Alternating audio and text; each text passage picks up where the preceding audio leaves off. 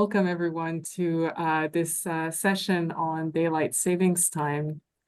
So this session is hosted by the Canadian Sleep Research Consortium.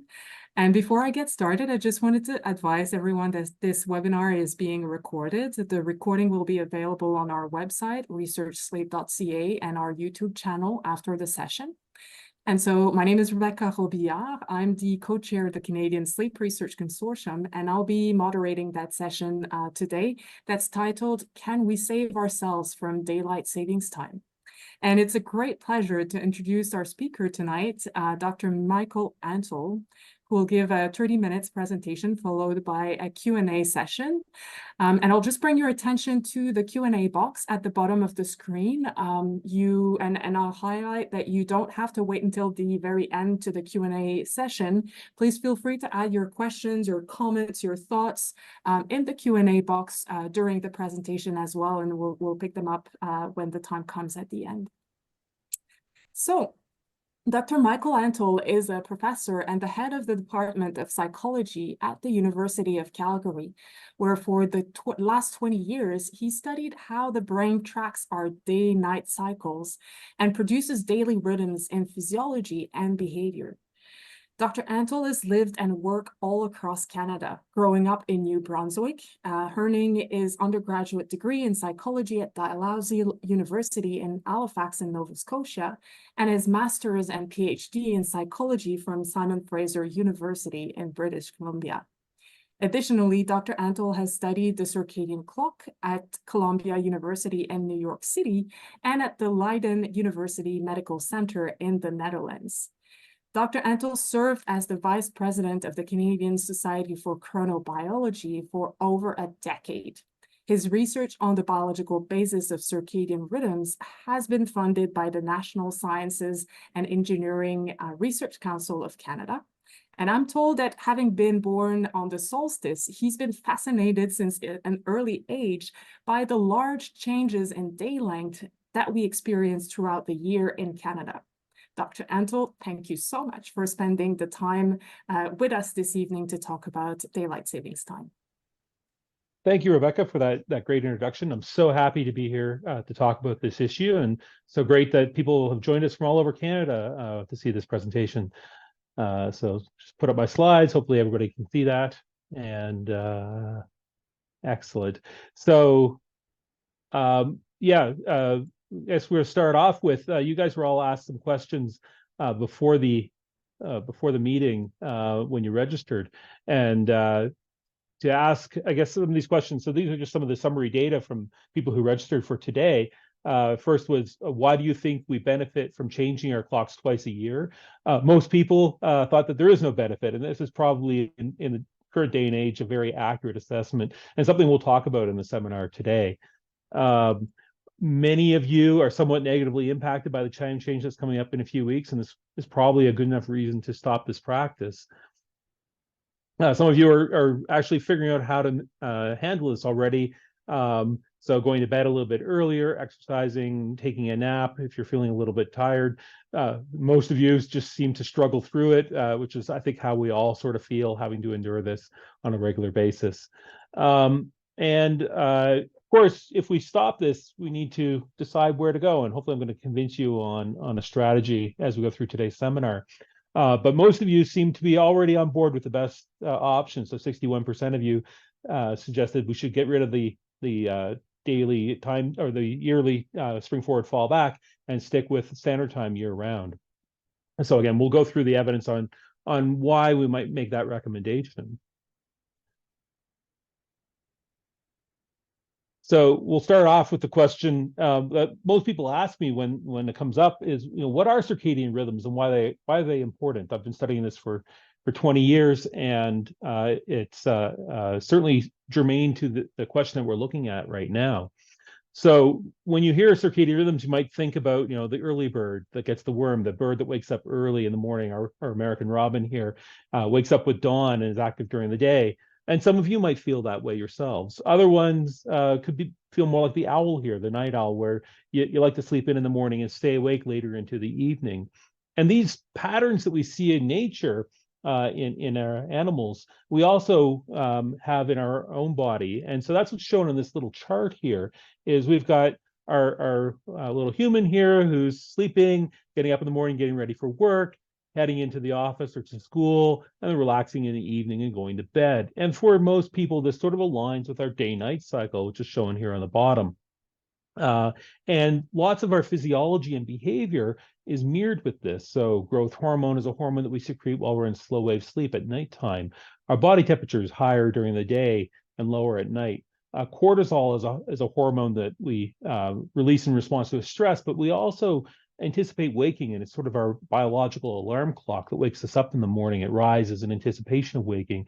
And for pretty much any physiological system you look at or behavior, that you'll find these day-night patterns. And what's sort of implied on this chart here is that it's a stimulus response to the day-night cycle, but that's not the case. That if you were to actually put a human in a time-free environment, as this little chart is showing here, where there's no time cues, so there's no lights coming on at a certain time and going off at a certain time, we find that people now wake and go to sleep based on the natural clock that's actually in their brain. And for us, our clocks run a little slow, so we get up a little bit later each day. It's synchronized to the day and night cycle. If you have a clock, it's supposed to predict when things are going to happen in your environment and to get your body ready for it, like our bird in the previous slide that has to get ready in anticipation of the sunrise. So it's the first one out there. So it's the early bird to get the worm.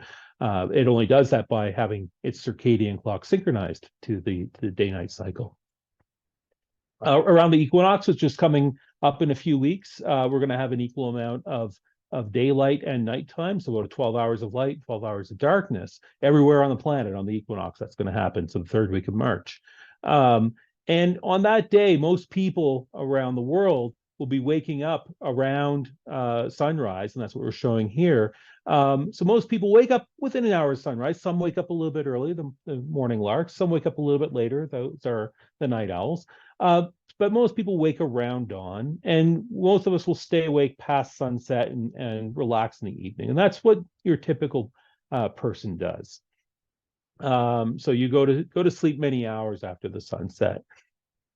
And this sort of brings us to what I like to call the 3-clock problem, which is we govern our behavior based on 3 different clocks. So our day-night cycle on the planet is created by our planet spinning about its axis, which makes the sun rise in the morning and sunset in the evening. Now, through evolution, our circadian clock in our brain has come to use the sunlight, daylight, as a cue to set that internal clock that keeps track of time, so that our brain clock is synchronized to the day-night cycle. The master clock, this clock that's synchronized to the day-night cycle, then is what's governing all those patterns of physiology, the most prominent being your sleep-wake cycle. Now, the other clock that we have to live by is what I call the social clock. And this is the one that is on your wrist or on your cell phone or on the wall. And it's the one that your boss really cares about, or your teacher at school cares about. This is the one that dictates when you have to show up for work or show up for school. And largely these things historically were all synchronized around the same time, and we just use the sun as a clock. But with the advent of time zones and globalization, now this has become a little bit disconnected. And now our social clock is sometimes in conflict with our biological clock, that our biological clock wants to follow that sun, but our boss is telling us to get up earlier than our body wants to get into work. And so we call this problem, we call it social jet lag. And it's the disconnect between your behavior that you're forced to do and what your body would much rather be doing. And when there's a mismatch here, this can lead to adverse health outcomes. And this is a bit of a concern when you're trying to decide which clock to follow for your particular time zone. So the next question then would be, how does our day-night cycle affect our body and our behavior? So the first part is sort of intrinsically what I just said, which was that our body clock wants to follow the sun. And we know that sunset time can affect our sleep. So this is just showing sunset times across the continental US. As you move west across the time zone, the sun sets later. That's just the nature of how the sun moves in our sky. And then when you cross over into the next time zone, now it's going to have an earlier sunset time, which gets later as you move. And it turns out our bodies follow that sunset. So if you look at people in a time zone, the ones that live on the western edge of a time zone tend to go to bed later than those on the eastern edge because their biological clock is following that later sunset. So when the sun sets later, you go to bed later. And it actually ends up meaning that we sleep less if you're living in the western edge of a time zone. So if you have a later sunset, you stay up later, but your boss still wants you to be up and at your desk at 8 a.m. or your teacher wants you to be at school at 8 a.m. And so people on the western edge go to bed later, but all have to be at work at the same time. So people on the western edge of time zones tend to get less sleep, 19 minutes less sleep each night, which accumulates to over 115 hours over the course of a year, less sleep. And that has health consequences that we'll talk about as we go through. And so this is looking at where you are in a time zone, but you can use these data to infer what would happen if you're living on daylight time versus the more natural standard time, because with daylight time, your sun's setting an hour later, which means you're going to go to bed an hour later, but your work time is still set to the same time. And so this is what we see here is that as you move west across the time zone, the people are sleeping less. So the people on the lower half of the graph here are getting less sleep. And then as you transition to the next time zone, all of a sudden they get more sleep, which then starts to decrease again as you move west across the next time zone. And this actually affects your chronotype. So when that word chronotype, you've probably heard of being a night owl or a morning lark, as words I've already used today. And what they've found is that you are more likely to be a night owl if you live on these western edges of a time zone. You stay up later. And so when they did this study in the continental U.S. of the 3 of the 4 time zones, they actually found a significant relationship that owls are more likely on the west edge and the larks are more likely on the eastern edge. The only place where it didn't hold true was the Pacific time zone, and they had a very small sample, only 4 that they looked at there. But for the rest of the time zones, that relationship seemed to hold. And they found this in other studies in Europe as well, that the further west you live, the more likely you are to be a night owl. And one of the problems is in Canada, because we're so far north, our photoperiod changes across the whole year. And so what I'm showing here is just a daylight and nighttime graph. This is from Regina. I picked it because they don't change their clocks in Saskatchewan. So a nice smooth graph, but you can see that as you're going throughout the year, I think I've marked today here on the graph. So this is our photoperiod for today, this little white line. But our days are getting longer, and they do this all the way up to the summer solstice, when we're going to have our longest days and shortest nights, and then they start getting shorter. And so in Canada, where we have such extreme photoperiods, where it changes quite a bit, our body is still following that sunrise and sunset. So and in the wintertime, when we don't have a lot of daylight, that's where our body clock gets really grumpy, and it really wants to go follow the daylight that it sees. And with daylight time forcing you out of bed an hour early, then you're getting up, you're forcing your body to get up and go to work or drive to work an hour before your body clock is ready to cooperate with that idea. And this is just a graph here from Germany, although Miriam Judah, the second author here, actually works in British Columbia and has been a big advocate for getting rid of daylight saving time. And they showed that really where you get the problem is in these winter months. So in December, when our dawns are so late, this is when people wake up time would naturally get much, much later because their body clock is sort of being pushed later because of that late dawn. And in the summertime, we end up sleeping a little bit less because the day length is so much longer, and the sunset is so much later.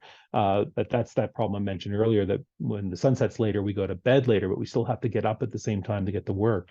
So 2 consequences that come with living in a northern country where we have such extreme photoperiods. So how do time zones and daylight saving time fit in here into this question? So this has all been about circadian rhythms, but what about choosing a time zone and then springing forward, falling back, or sticking on a permanent daylight time? So the time zones, we used to not have time zones. We used to just follow the sun. So when the sun was at its zenith, so in the northern hemisphere was due south of where you are, then we said that was the middle of the daytime. That was high noon.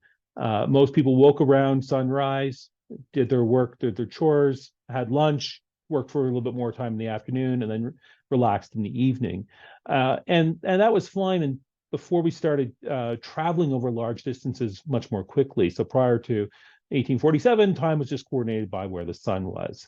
When they had the railways start, then they needed to actually coordinate over wide distances so that people would know when the trains were arriving and the trains were leaving. And so in the US, prior to time zones, there was over 300 local times for where they had different train stations. And it made running the trains very, very complicated. And it became even worse, of course, when you have air travel, because now you can travel anywhere in the world in a day. So the UK started this, and they set solar noon to when the sun was due south of Greenwich at its zenith, which was just a little bit east of London. And then that was the time for the whole country. So towns to the east had a slightly earlier noon, towns to the west had a slightly later noon, but everybody in the country was within a half an hour of the true solar noon. And the UK being a much smaller geographic area than Canada, it wasn't that big of a problem. Although people there still resisted it. So what I have here in the picture is the clock that's on the Corn Exchange in Bristol, England, so a little bit west of London. And this dark hand here actually is not the minute hand, or sorry, it's not a second hand. That's actually a second minute hand. And these are 10 minutes different here because they were so resistant to being told what to do, to now change their clocks to train time on Greenwich, that they had their own local time depicted with one of these hands, and then the train time was on the other hand. So it had two clocks. And this gets to be emblematic of, I guess, the problem that we have in the conversation here in Canada.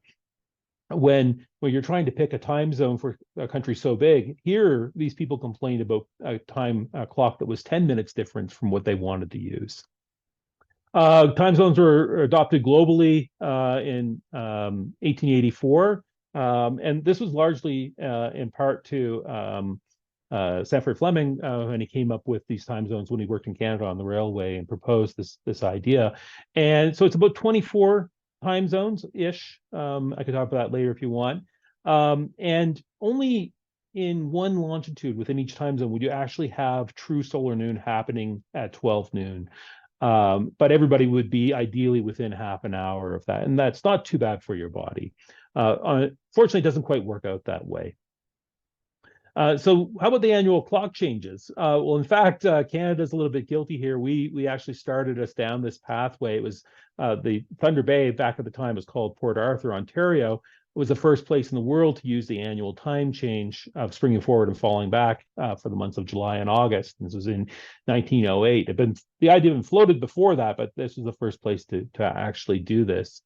It became a wider usage during the World Wars. So the fur widely in Canada after 1918, it was used for 6 years. We had permanent daylight savings time for the last 3 years of the Second World War in the 1940s. And then most places in Canada have used it consistently since 1972. The folks in Saskatchewan are the ones who are smiling and knowing that they don't have to deal with a spring forward, fall back. Now, the idea originally was to save energy, and by aligning our wake behavior with daylight, so you wouldn't need to turn on your electric lamps or your gas lamps as early in the evening. And so, as I mentioned earlier, the average person wakes around within an hour of sunrise, but usually stays up quite a bit in the evening. So the idea with daylight savings time is as our days got longer, because the sunrise changes over the year, so there's our increasing day length. So this would be later in the year, somewhere around April or May.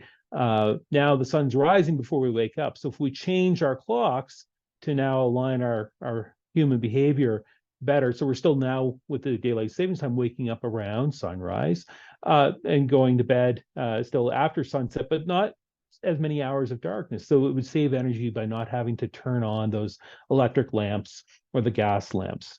Now, it turns out lighting is actually one of the areas where we spend the least amount of energy these days, because we have LED light bulbs that really don't use much energy at all. So lighting is actually incredibly incredibly cheap. And a lot of the things that do use a lot of energy, we charging our digital devices, are happening at all hours. And so there's not really much savings anymore from this. So is shifting our clocks bad? Is this so? We're in a couple of weeks. We're going to spring forward, change our clocks, and there's been a large number of studies. The first one came out of Canada by Stanley Cornett in British Columbia, who found that there's an increased rate of car accidents when we all of a sudden have to wake up an hour early. At this time it was in April, but now we have the time change in March. We've also, some studies have found increased rates of heart attacks, increased on-the-job accidents, increased rates of stroke. And the fun one that has been out there, sorry, I got going backwards on my slides here, is even harsher judicial sentences by judges. So they found that if you have a court case on what they call a sleepy Monday, which is the Monday morning after the time change, that they've even found that judges are a little grumpy and are more likely to levy a harsher sentence on that day than they would for a similar crime the week before or the week after. So it does have an impact and effect on us. But the time change is just an hour. It can't be that bad, right? So a lot of us will have lost an hour of sleep here and there. Many of us have hopped on a plane to travel across time zones, and you get over it. But the problem is with these ones is it's not just that you're losing an hour of sleep. It's actually a little bit more insidious than that. So I'm just going to give you an example from Calgary here. And so this is the photo period I'm going to show for Calgary. So showing here the day-night cycle. And as we move from January, where this graph starts, you see the dawn's going to get earlier.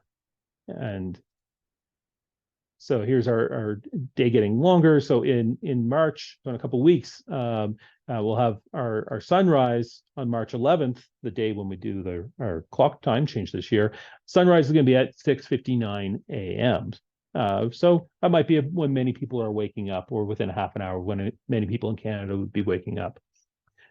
On that day, we change our clocks. And so our sunrise all of a sudden moves to almost 8 a.m. the next day. And then it has to start over, getting earlier and earlier and earlier as we move on.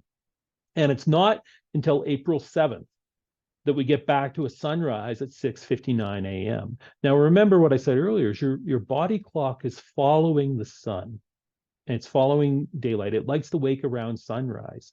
Your boss wants you to be at work still at the same time, no matter when sun rises.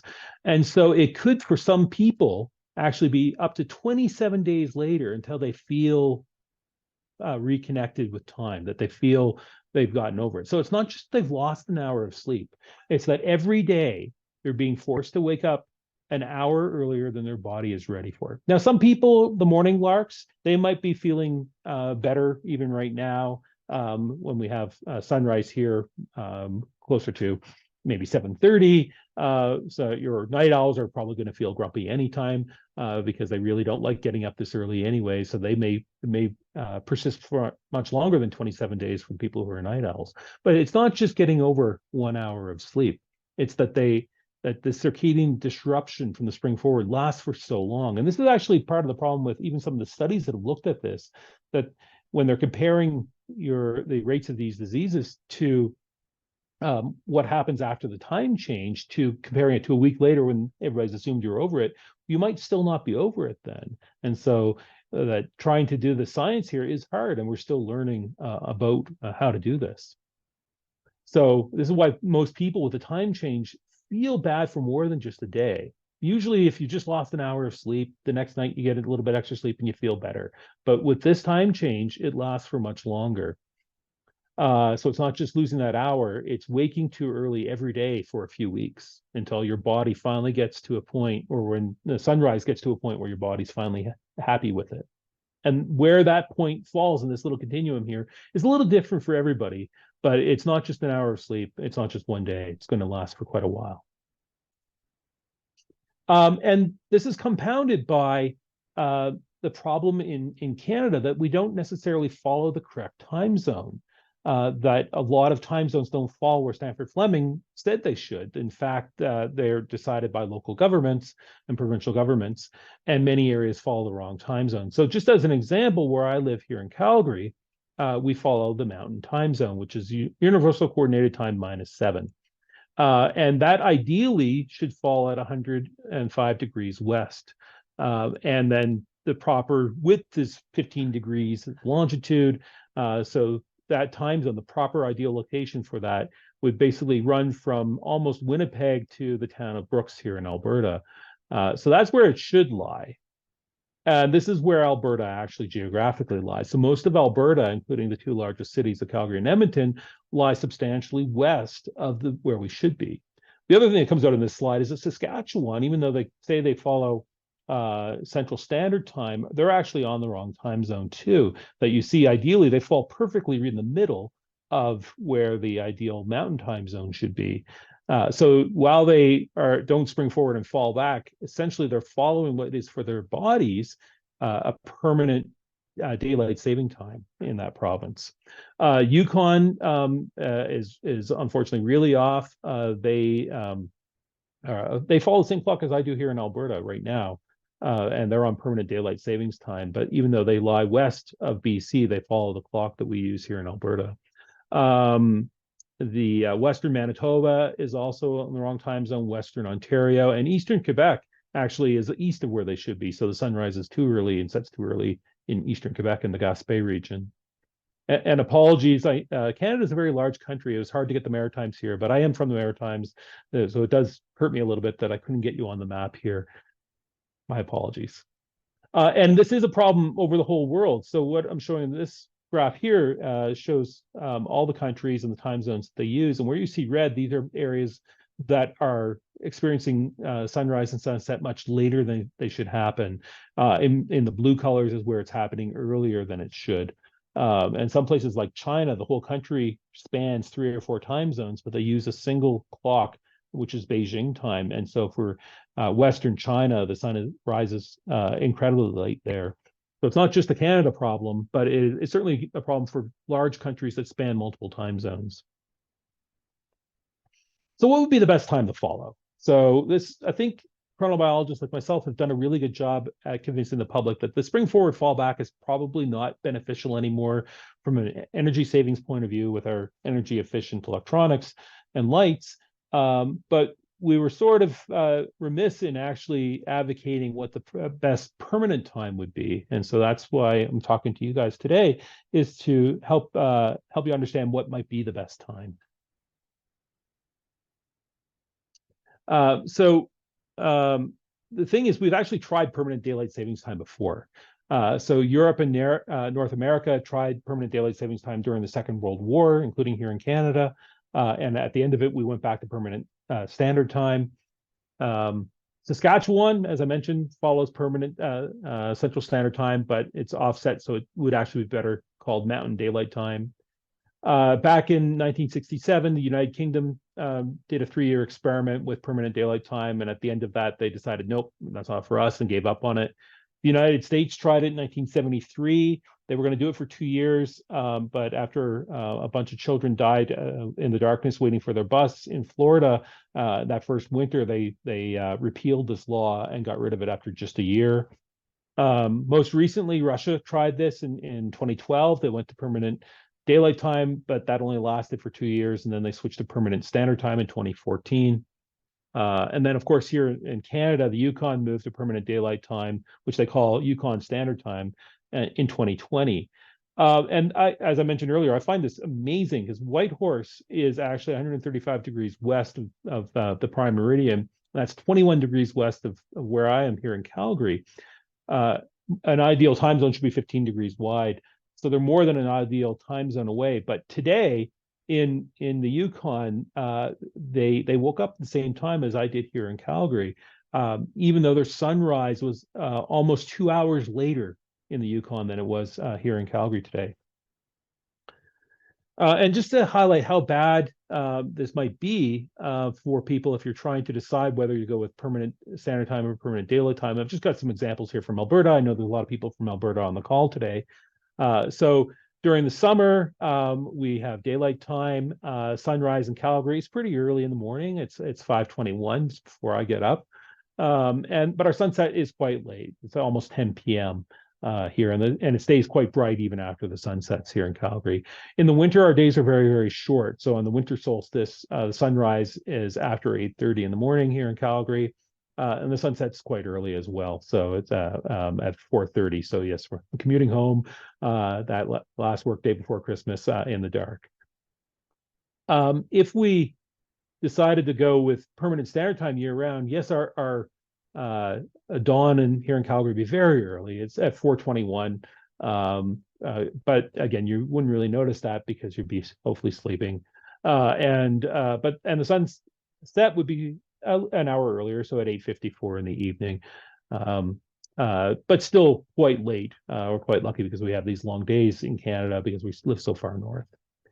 The problem comes out when you start thinking about what's going to happen if we went with daylight time, where actually what it's going to do is change what we experience in the winter. And our sunset is still going to be pretty early, even on permanent daylight time in the winter, so 5:31 in the evening. But where it gets to be a problem is looking at sunrise here in Calgary. So sunrise is going to be after 9:30. So most people will have been at their desk for quite a while before the sun even comes up. And as I mentioned earlier, the circadian clock, the human circadian clock, it runs a little slow. And it's the morning light that sets our clock to the right time. So our circadian clock actually needs that morning light. And when you deprive it of the morning light and add light in the evening, that actually slows our clock down and makes the problem even worse. Now, this is the example for Calgary, but of course, Alberta, like many of the other provinces, is quite a large province. Some places like Medicine Hat on our eastern border wouldn't have it that bad. That on standard time, the sunrise is at 8:18. In Edmonton, a little further north, their days are even shorter. It's almost 9 a.m. on standard time. And these times, of course, we'll get a bit later. It's 9:18 if we were using daylight time in the winter, almost 10 a.m. in Edmonton if you were using daylight time in the winter. Even worse is the town of Grand Prairie, which is near our western border, and actually geographically is west of Los Angeles. Los Angeles is in the Pacific time zone. Grand Prairie is in the mountain time zone. And in the winter solstice, their sunrise is quite late because they live so far west and north is 9:19 in the morning. But on permanent daylight time, it would be almost 10:30, which means not only have the kids been at school before the sun gets up, they probably had their first recess before sunrise. So I think this highlights just how bad it can be, and trying to find a solution really depends on where you live in a time zone.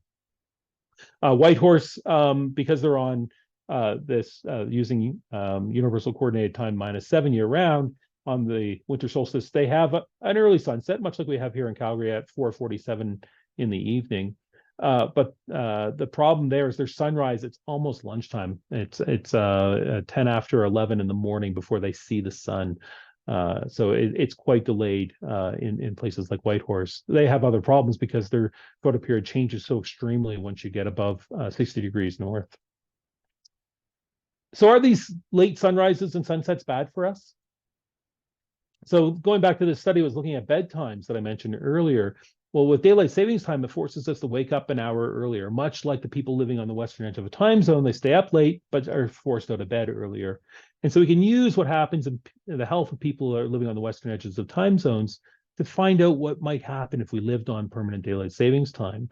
And remember, our body clock follows this. When we have short days, our body really wants us to wake up later. It does not like getting up before sunrise when the days are really short.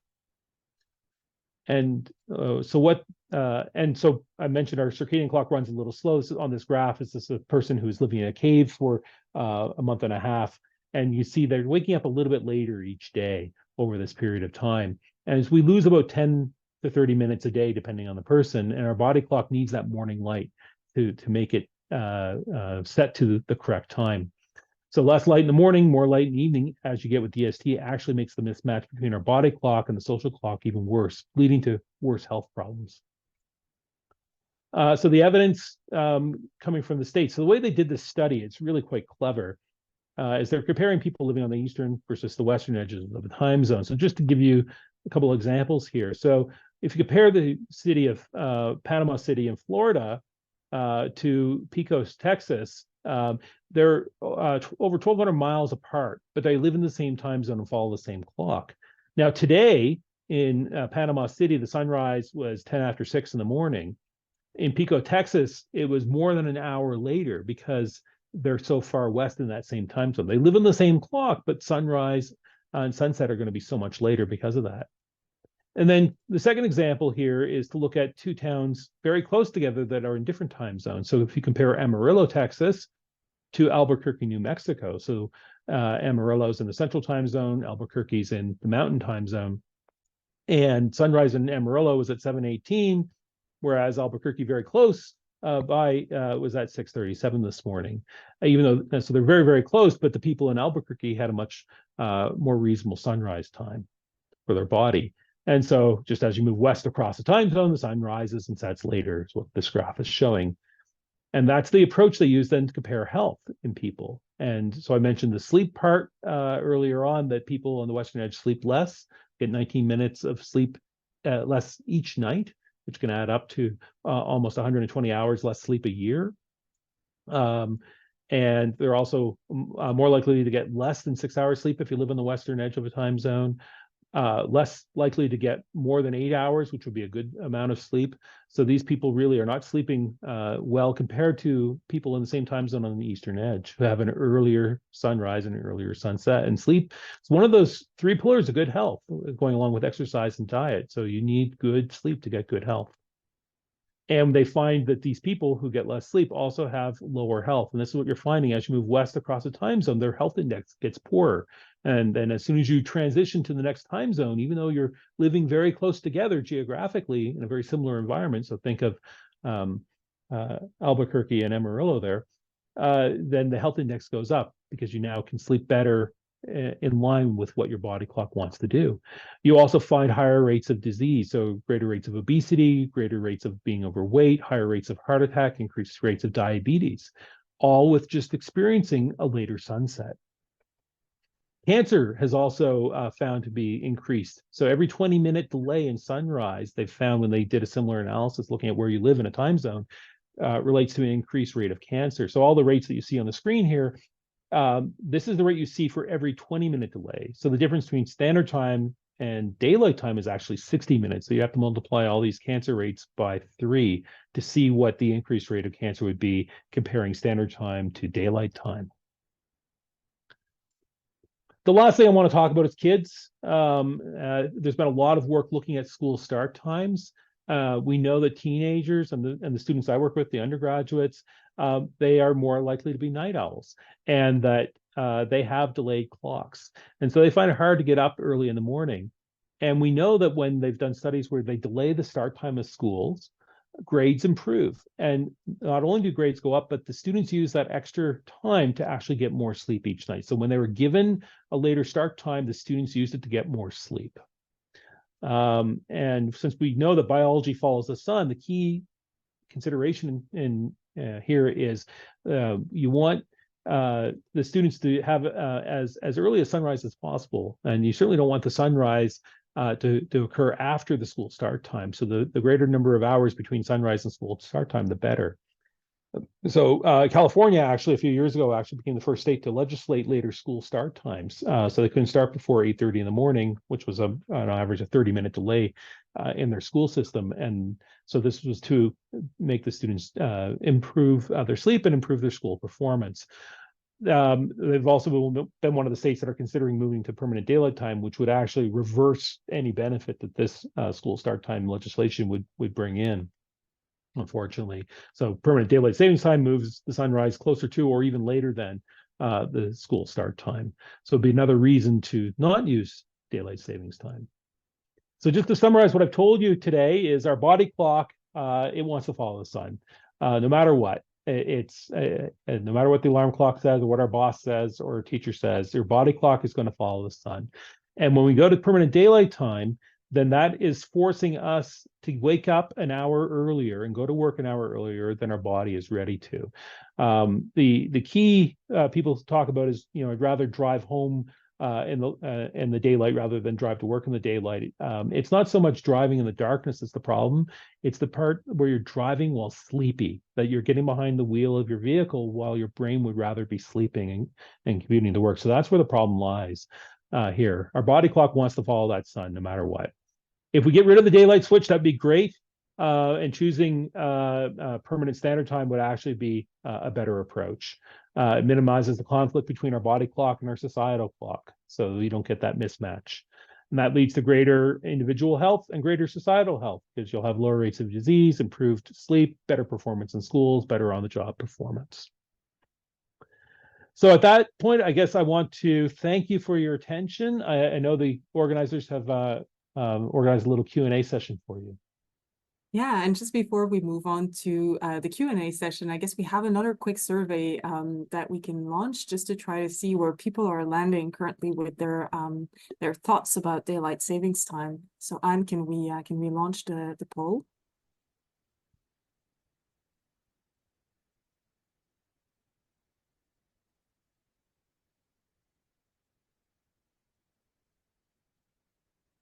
We'll just give people a few minutes to answer the 3 questions.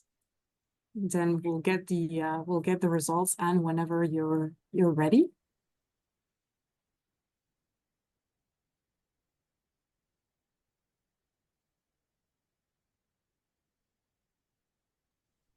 Just to mention, there are 3 questions. Yeah, see, so if people want to answer each one of the 3 questions and then click on submit. Give it a few more minutes. Mm-hmm.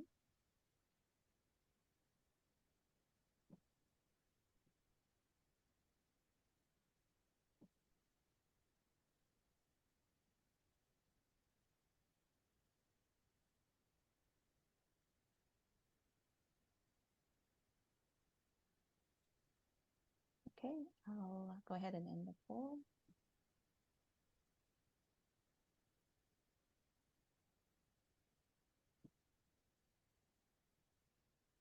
All right, so to the first question, why do you think we continue to change our clocks twice a year? I guess the most popular answer is to align to the US and other countries, closely followed by economic reasons, extended business hours, and also no reason at all, I guess, which is kind of aligned a little bit with what we've said today. It sounds like there's more convincing to do in terms of the amount of daylight that we might be receiving, which is coming up at a high rate as well, in terms of some of the reasons why we might keep on doing that practice. So interesting findings.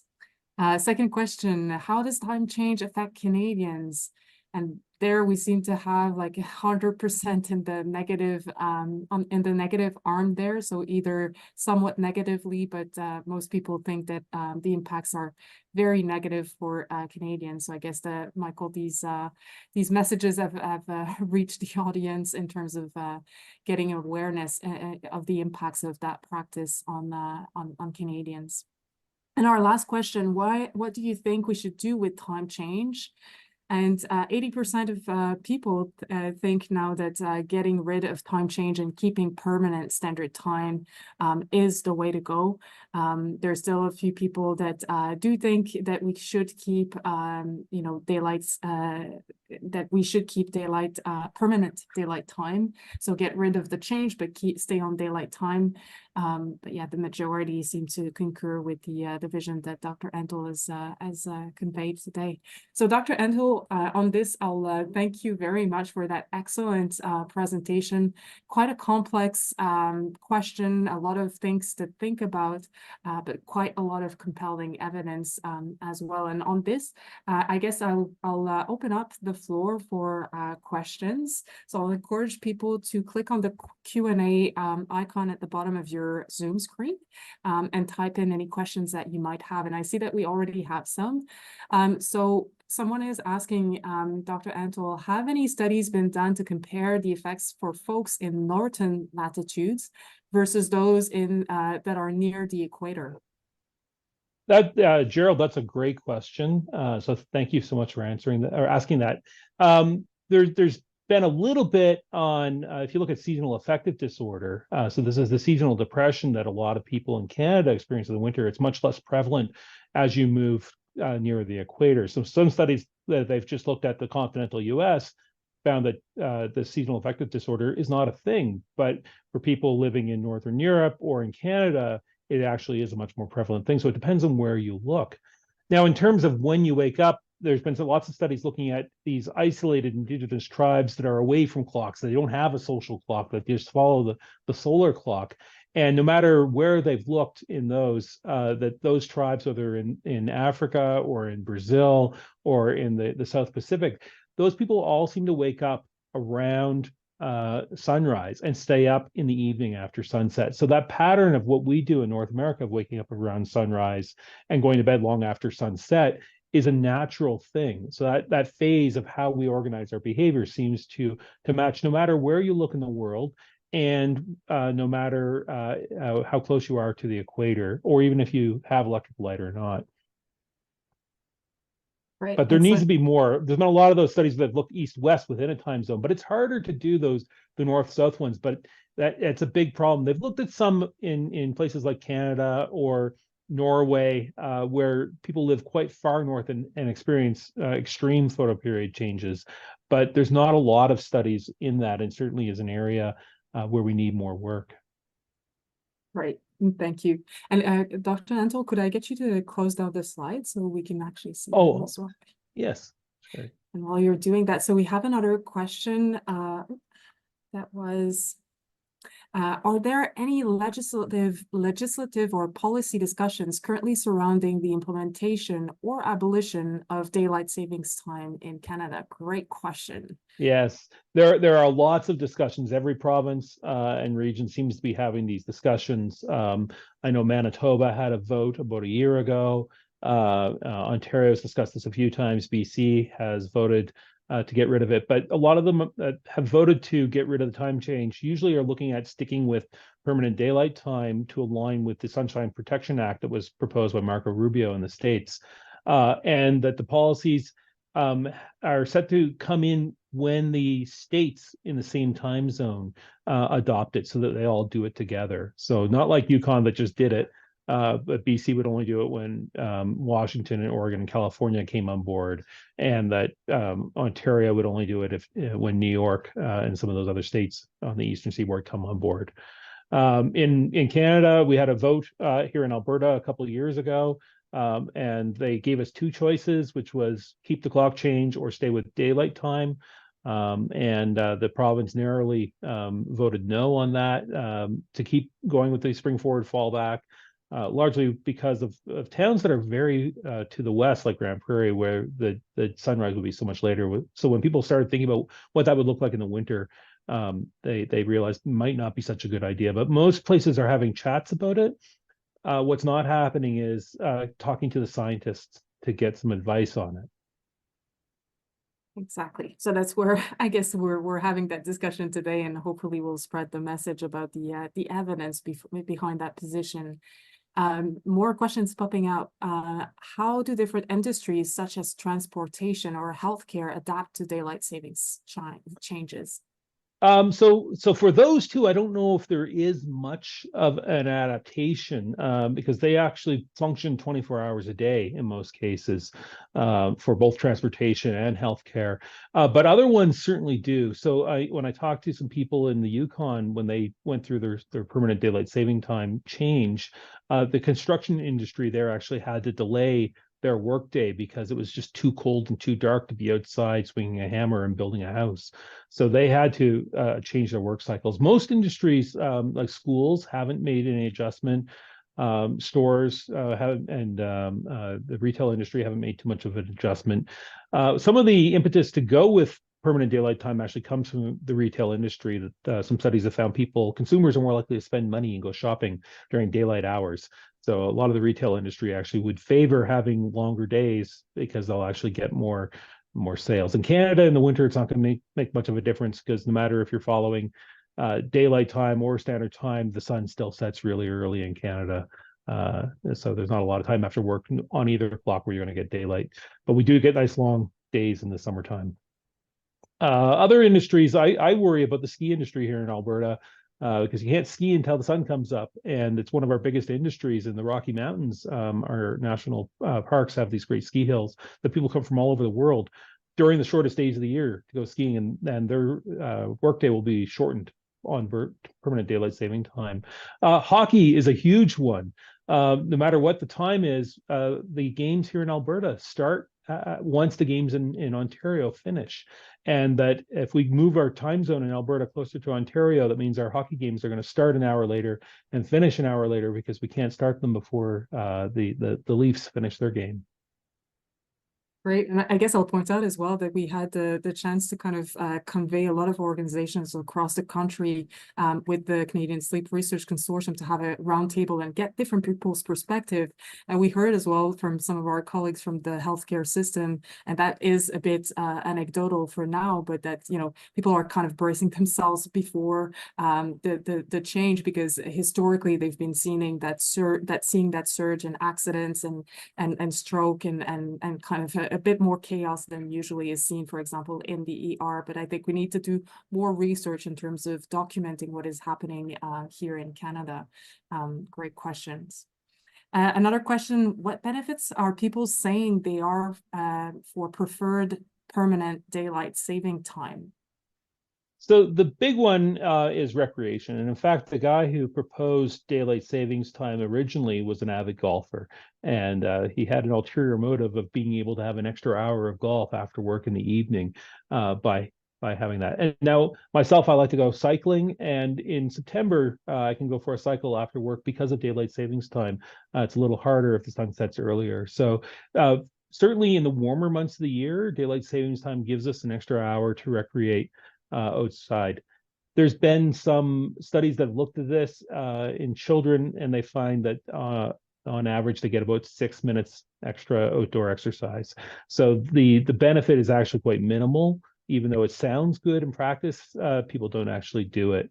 I mentioned economics was a big one. Oddly enough, when they decided back in 2007 to delay when we actually fall back our clocks by week, the candy industry was a big contributor to that they wanted Halloween to fall during daylight time instead of standard time, because they could get increased candy sales, because kids would trick or treat for an hour longer on daylight savings time before the sun set. Interesting perspectives. And I see that Dr. Roger Godbout from Montreal added an important comment as well. Canadian policymakers will look at numbers for large cities like Vancouver, Toronto, Montreal, where the impacts of daylight savings time might not be as great as for cities and borders of time zones, as you nicely explained in your presentations. Yeah, now time zones and the time that we follow is all determined provincially. So it'd be nice if there was some national strategy, because we are one country and we have to coordinate business activities across the whole country. But when regions are choosing their time, it's done by the local, provincial, or territorial governments. But again, I think a lot of them are looking to what the US is doing. And the problems might not be as extreme in the United States. So when they're making these proposals for permanent daylight time, it's probably not going to cause as much harm in the US as it does for us because of our extreme photo period here in Canada. So this is a case where following what's happening south of the border is probably not a good idea. And if you look at the country of Australia, there's a north-south divide in how they follow daylight time. So even within their own country, it's only one half on the north-south axis that actually springs forward and falls back. Great, excellent. We're almost at time. I don't know if there was any final thoughts before we close, Dr. Rintoul. Well, I'd like to thank everybody for coming. I know we have this time change coming up in a few weeks. So for those of you that struggle with it, and I think a lot of you do, the best thing you can do is give yourself some extra time. If you have a flexible work schedule, then just don't rush in that early in the morning. Give yourself extra time. If you know that you have to be in, then maybe try to catch up and sleep a little bit earlier the next day, start adjusting earlier, adjusting your routine. And natural light is what your body clock is going to crave. So this is a good time to get outside and try to set your body clock by getting nice daylight exposure. Fantastic. Nice advice. Thank you so much, Dr. Antle, and many thanks for this excellent presentation. I would also like to thank everyone who joined us tonight for your participation and also for the nice questions and discussions. I'll just highlight that as you exit this session, you'll receive an evaluation exit survey. We'd be very grateful if you could take a few minutes to complete it. That it will help us understand how to frame these types of sessions as well in the future. And again, the recording for this webinar will be available on the Canadian Sleep Research Consortium website, so researchsleep.ca. We're also having a French session next week, and we'll put that on our website as well, recherchesommeil.ca. Thank you so much, everyone, and wishing you a good evening. Thank you, everybody.